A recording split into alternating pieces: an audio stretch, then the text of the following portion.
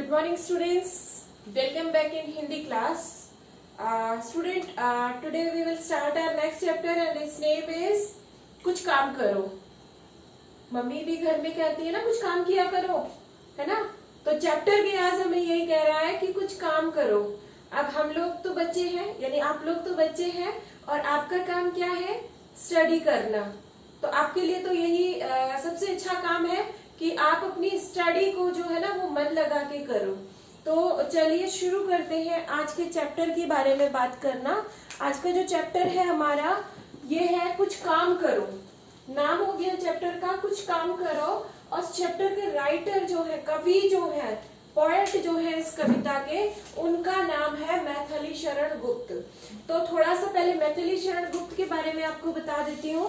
मैथिली शरण गुप्त जो है ना बच्चों, इनका जन्म 3 अगस्त 1886 को 1886 में झांसी जो कि उत्तर प्रदेश में है कि चिरगांव नामक एक जगह है, गांव है, वहां पे इनका जन्म हुआ था. तो आपको ध्यान रखना है कि हालांकि क्वेश्चन आपके एग्जाम में नहीं आएंगे पर आपको कवि के बारे में थोड़ा सा पता होना चाहिए. कि पहली बात, यूपी के झांसी एक जगह है यूपी में, उस झांसी के जिले के अंदर एक गांव है, गांव का नाम चिरगांव. ठीक है, तो उस चिरगांव में इनका जन्म हुआ. और कब हुआ? 1886 में. और डेट थी उस दिन 3 अगस्त. अभी आपको पता है 3 अगस्त कल परसों ही गई है ना, जिस दिन राखी थी. ठीक है. और वे इतने बड़ी कवि हैं ये मैथिली शरण गुप्त कि इन्हें राष्ट्र कवि के नाम से जाना जाता है. यानी हमारे देश का कवि, सबसे मेन कवियों में से इनकी गिनती होती है. इनको उपाधि दी गई थी राष्ट्र कवि की. इनकी जो कविताएं होती है ना वो जनमानस को, यानी आम लोगों को झकझोरने वाली होती है. यानी उनके अंदर अगर वो उत्साह की कविता है तो उत्साह भरने वाली है, अगर वो देशभक्ति की है तो देशभक्ति भरने वाली है.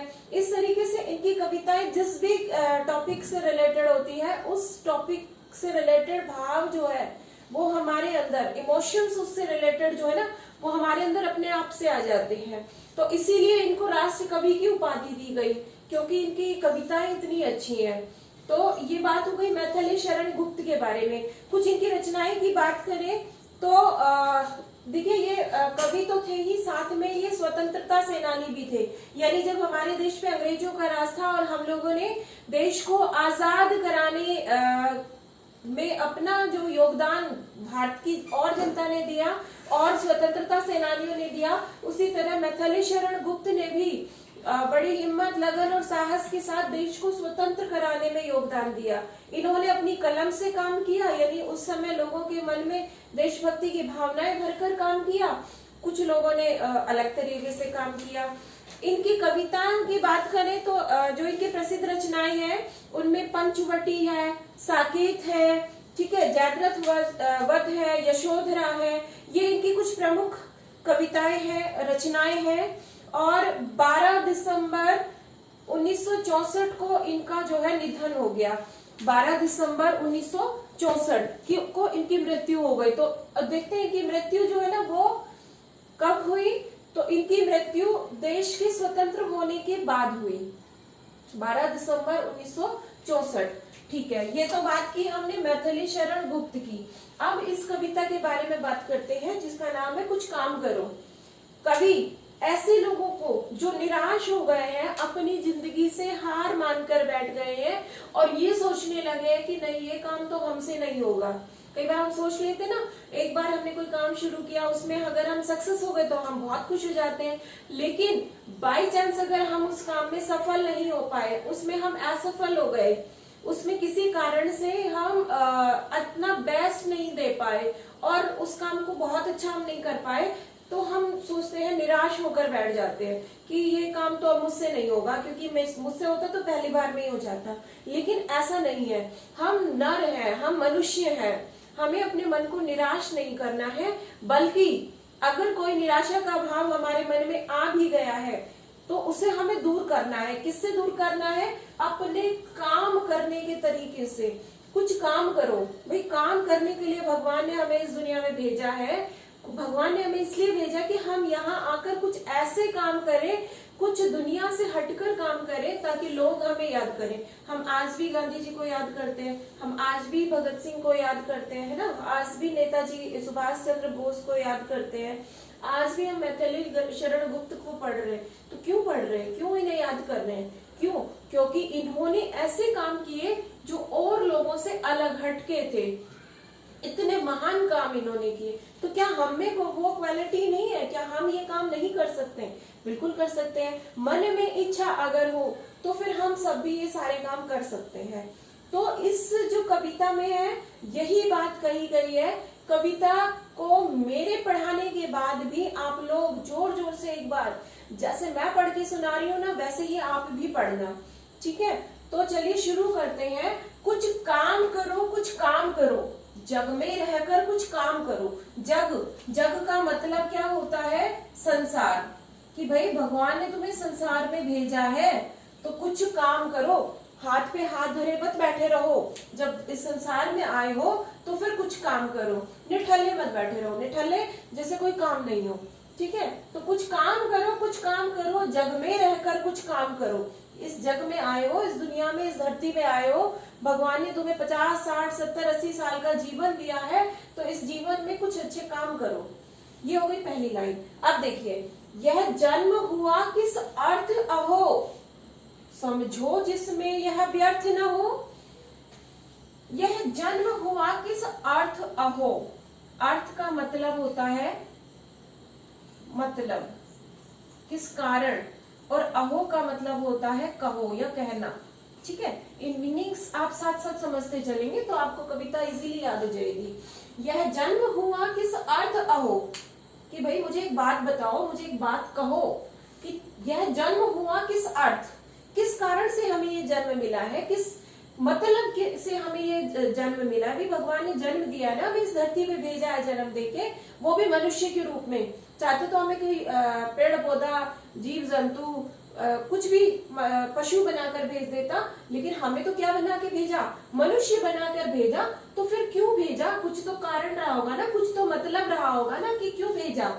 समझो जिसमें यह व्यर्थ न हो, किस बात को समझो कि हमें क्यों भेजा है, उस कारण को समझो जिसमें यह व्यर्थ ना हो। व्यर्थ शब्द का अर्थ होता है बेकार, कि कारण को समझो। जब कारण समझ जाओगे ना कि भगवान ने हमें क्यों भेजा है, तो फिर हम उस काम को करेंगे कि भाई ये काम करने के लिए भगवान ने भेजा है। और जब हम वो काम कर लेंगे तो फिर हमारा ये जीवन व्यर्थ नहीं होगा, बल्कि कैसा हो जाएगा? सार्थक हो जाएगा, अर्थात जिसका कोई अर्थ होगा। व्यर्थ तो बेकार हो गया, जिसका कोई अर्थ ही नहीं है। भाई हम आए, थोड़े दिन जिए, 50, 60 साल जो भी हमारी जिंदगी है, और बस चले गए। बहुत सारे लोग हैं इस दुनिया में, करोड़ों, लाखों, कितने ही मिलियंस लोग भरे पड़े। क्या हम सबको जानते हैं? क्या नहीं, क्योंकि उन सबने ऐसा काम ही नहीं किया कि उनको सब लोग जाने। लेकिन कुछ लोगों को सब लोग जानते हैं, उनका नाम आप किसी भी बच्चे से पूछोगे तो सब जानते हैं। तो इसीलिए, क्योंकि उन्होंने अपने जीवन का मतलब समझा और उस मतलब को समझकर उस पर काम किया, तो फिर उनका जीवन जो है वो व्यर्थ नहीं गया। तो इसीलिए यहाँ कहा गया कि अपने जीवन का अर्थ समझो, क्यों हमें ये जीवन मिला है, ताकि हमारा ये जीवन जो है ये बेकार नहीं जाए। ठीक है, आगे देखिए, कुछ तो उपयुक्त करो तन को। उपयुक्त, उपयोग करो किसका? तन का। तन का मतलब होता है शरीर, और उपयुक्त मतलब जो सही हो, ठीक है, जो सही से यूज हो, प्रयोग, सही प्रयोग कहेंगे हम इसे, कि जो भगवान ने हमें शरीर दिया है, मनुष्य के रूप में हमें जन्म दिया है, तो फिर इस शरीर का कुछ अच्छे से उपयोग करो। ये नहीं है कि बस जी लिए और जीने के बाद जब मर गए तो जला दिया, ऐसा नहीं हो। कुछ तो इसका सही से यूज करो। नर हो न निराश करो मन को। नर हो, नर पर्यायवाची शब्द है मनुष्य का, मानव का, कि मनुष्य हो, निराश न करो मन को। अपने मन को निराश नहीं करो। अगर किसी चीज में असफलता मिल भी गई है तो निराश होकर नहीं बैठना है, बल्कि उस काम को हमें और ज्यादा मेहनत से और ज्यादा लगन से करना है कि इस बार तो मैं फेल हो गए। क्योंकि जब जिस काम में हम फेल हो जाते हैं ना, असफल हो जाते हैं, तो वहां पे हमें बहुत सारे जो है नए आइडियाज मिल जाते हैं। ठीक है, नए आइडियाज मिल जाते हैं कि भाई अब इस काम को अगर इस तरीके से करेंगे तो फिर जरूर सफल होंगे। तो इसमें यही कहा गया कि नर है आप नर हो, निराश नहीं करो अपने मन को, बल्कि और उमंग भरो इसके अंदर। तो ये हो गया कि जन्म हुआ, किस अर्थ का हो, ये जन्म किस कारण हुआ है, इस कारण को समझो ताकि जीवन बेकार नहीं जाए। ये शरीर मिला है, इस शरीर का कुछ उपयोग करिए ताकि आपका जीवन सफल हो सके। नर हो, आप मनुष्य हो, इस मनुष्य के मिले हुए जीवन को बेकार नहीं करो और अपने मन को निराश नहीं करो। फिर है, प्रभु ने तुझको कर दान किए, सब वांछित वस्तु विधान किए। प्रभु ने, ईश्वर ने, प्रभु ने यानी ईश्वर ने, भगवान ने तुम्हें कर दान किए। कर का मतलब होता है हाथ। कर का क्या मतलब होता है? हाथ। कि प्रभु ने तुझको कर दान किए, भगवान ने तुम्हें हाथ दिए। हम सबके दो दो हाथ दिए हैं, और हाथ भगवान ने क्यों दिए हैं? काम करने के लिए दिए हैं। तो कह रहे कि प्रभु ने तुझको कर दान किए, कि प्रभु ने, भगवान ने तुम्हें हाथ दान में दिए हैं। और ये हाथ क्यों दान में दिए हैं? काम करने के लिए। तो फिर काम करो इनसे। सब वांछित वस्तु विधान किए। वांछित शब्द जो होता है, इसका अर्थ होता है जरूरी। जो भी जरूरी चीजें थी ना, वो सब जरूरी चीजें भगवान ने हमें विधान किए। विधान का मतलब हो जाएगा प्रदान किए। मतलब जितनी भी जरूरी चीजें थी, वो सब जरूरी चीजें भगवान ने हमें, जो है भाई, हमें अपने लिए भोजन उगाने के लिए क्या चाहिए था? जमीन चाहिए थी, तो भगवान ने हमें जमीन दी। सांस लेने के लिए हमें हवा चाहिए थी, तो भगवान ने हवा दी। हाथ, काम करने के लिए हाथ चाहिए थे, हाथ दिए। चलने के लिए पैर चाहिए थे, पैर दिए। तो कह रहे कि भगवान ने सारी तो चीजें तुम्हें दे दी, जो जो जरूरी चीजें थी। तुम प्राप्त करो उनको न अहो। फिर है किसका यह दोष कहो? अब भगवान ने सारी चीजें तुम्हारे सामने रखी हैं, उसके बाद भी तुम उन चीजों को प्राप्त नहीं करो। उनको न अहो। अहो यहाँ दुख के अर्थ में प्रयोग हो रहा है कि फिर भी अगर तुम उसे प्राप्त नहीं कर पा रहे हो, भगवान ने हाथ दे दिए काम करने के लिए, मिट्टी दे दी, जमीन दे दी आपको फसल उगाने के लिए, फिर भी अगर आप फसल उगाकर अपना पेट नहीं भर रहे हो, तो फिर किसका दोष है? बताइए। फिर है किसका यह दोष का हो? बताइए, यह दोष किसका है? किसकी इसमें कमी है? किसका फॉल्ट है? जब आपके पास साधन है, आपके पास सारी चीजें हैं काम करने के लिए, फिर भी अगर आप काम नहीं कर रहे हो, तो फिर किसका दोष है ये? अब आपसे जोड़कर देखते हैं इस पैराग्राफ को। भगवान ने आपको आंखें दी हैं, दिमाग दिया है, हाथ दिए हैं, ठीक है, सबके पास है। अब भगवान ने आपके अच्छे अच्छे मदर फादर दिए, मम्मी पापा, पेरेंट्स दिए, जिन्होंने आपको एक अच्छे स्कूल में एडमिशन कराया, ठीक है, आपको बुक दी, पेंसिल दी, आपकी जितनी जरूरत की चीजें थी स्कूल के लिए, वो सारी चीजें आपको दी, आपको अच्छे से स्कूल में एडमिशन कराया, अच्छे अच्छे टीचर्स आपको पढ़ा रहे हैं, सब कुछ आपके पास है। अगर अब भी आप नहीं पढ़ेंगे, तो फिर बताइए किसका दोष है? बताइए, आपका दोष हुआ ना। तो वही चीज हो गई कि भगवान ने हमें सारी चीजें दी, उसके बाद भी अगर हम काम नहीं कर रहे हैं, तो फिर ये किसका दोष है? ये मुझे बता दो, ठीक है। समझो ना अलभ्य किसी धन को। अलभ्य, लभ्य का मतलब होता है जिसे प्राप्त किया जा सके, और अलभ्य हो गया जिसे प्राप्त नहीं किया जा सके, ठीक है, ये उसका अर्थ हो गया कि अलभ्य। समझो ना अलभ्य किसी धन को। कोई धन ऐसा नहीं है, चाहे वो धन दौलत हो, चाहे विद्या धन हो, चाहे बुद्धि धन हो, कोई धन ऐसा नहीं है जो प्राप्त नहीं किया जा सके। यानी सब कुछ भगवान ने मनुष्य को इतना शक्तिशाली बनाया है कि उसके लिए कोई भी चीज ऐसी नहीं है जिसे वो प्राप्त करना चाहे, पाना चाहे और उसे पा नहीं पाए। नर हो न निराश करो मन को, कि तुम तो मनुष्य हो, मनुष्य होकर भी अपने मन को निराश कर रहे हो, ये अच्छी बात नहीं है। इस मन को निराश नहीं करो, बल्कि इसे और उत्साह और उमंग के साथ अपने कामों में लगाओ।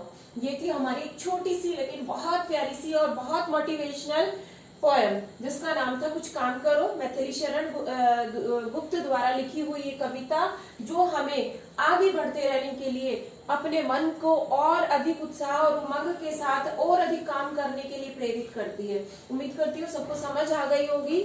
अब इस चैप्टर के कुछ शब्दार्थ हैं। शब्दार्थ हालांकि मैंने आपको यही समझा भी दिए हैं, पर एक बार आपको लिखवा भी देती हूँ कि ये शब्दार्थ जो है ये कौन कौन से हैं। आपको ये शब्दार्थ अपनी नोटबुक में लिखने हैं, ठीक है। तो शब्दार्थ लिखेंगे अब हम। और शब्दार्थ में पहला जो शब्द है वो है हमारा अर्थ। अर्थ का मतलब मैंने अभी बताया आपको, अर्थ का मीनिंग जो है वो मतलब ही होता है। ठीक है, फिर है नेक्स्ट हमारा व्यर्थ। व्यर्थ का मतलब हो गया बेकार। थर्ड है उपयुक्त, मतलब जो सही हो,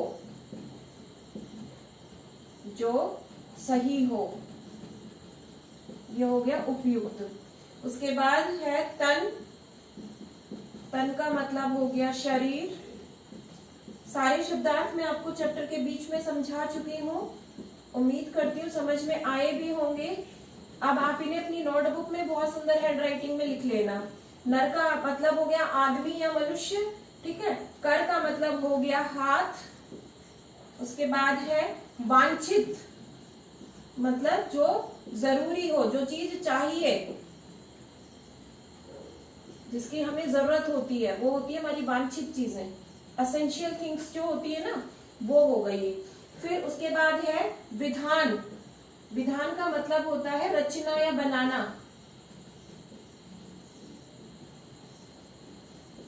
नेक्स्ट है दोष। दोष का मतलब खराबी या कमी। नेक्स्ट और लास्ट है अलभ्य, जिसे प्राप्त नहीं किया जा सके, जो मिल ना सके। मीनिंग वही है दोनों का, जो मिल ना सके। आपकी बुक में यही लिखा है तो मैं यही लिख दे रही हूँ, जो मिल ना सके, मतलब ऐसी चीज जो हमारे पास नहीं हो, जो हमें जिसे हम प्राप्त नहीं कर सके, तो जो मिल ना सके। ये हो गए शब्दार्थ। ये शब्दार्थ आपको अपनी नोटबुक में लिखने हैं। और अब बात कर लेते हैं, दो ही मौखिक क्वेश्चन आंसर्स हैं, छोटे छोटे से क्वेश्चन आंसर्स है। इन दोनों को भी आज ही कर लेते हैं, ताकि अगले जब क्लास होगी तो हम लिखित क्वेश्चन आंसर्स करेंगे। तो मौखिक क्वेश्चन आंसर्स में दो ही क्वेश्चन आंसर्स दिए हुए हैं। पहला है कवि हमें क्या करने के लिए कह रहे हैं। सिंपल सी बात है, बार बार एक ही लाइन जो है वो हमारे पास आई कि कवि जो है वो हमें कुछ काम करने के लिए कह रहे हैं। ठीक है, इस तरीके से हेडिंग डाल लेना बच्चों, और हेडिंग डाल के आपको प्रश्नों के उत्तर लिखने हैं। तो प्रश्न है कवि हमें क्या करने के लिए कह रहे हैं। चूंकि ये मौखिक क्वेश्चन आंसर्स है, बड़े नहीं लिखेंगे, 1 वर्ड और 2 वर्ड्स में ही हमारा आंसर होनी चाहिए। तो आंसर हो जाएगा काम करने के लिए।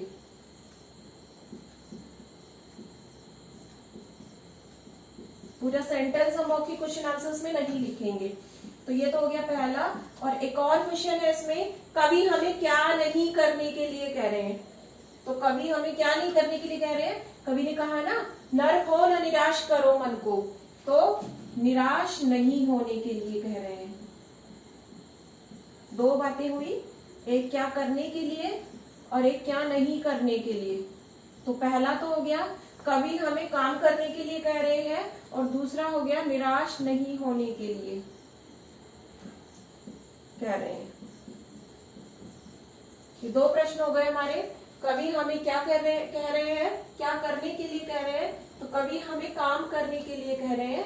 कवि हमें क्या नहीं करने के लिए कह रहे हैं। तो कवि हमें निराश नहीं होने के लिए कह रहे हैं। ठीक है, ये हो गए दो क्वेश्चन हमारे मौखिक क्वेश्चन आंसर्स। उम्मीद करती हूँ कि ये सब जितना आज हमने पढ़ा, कविता का भाव आपको समझ आया होगा, कविता के शब्दार्थ भी आपको समझ आ गए होंगे, और दोनों मौखिक क्वेश्चन आंसर जो हमने किए वो भी समझ आ गए होंगे। तो आज की वीडियो में इतना ही, मिलते हैं नेक्स्ट वीडियो में। Thank you.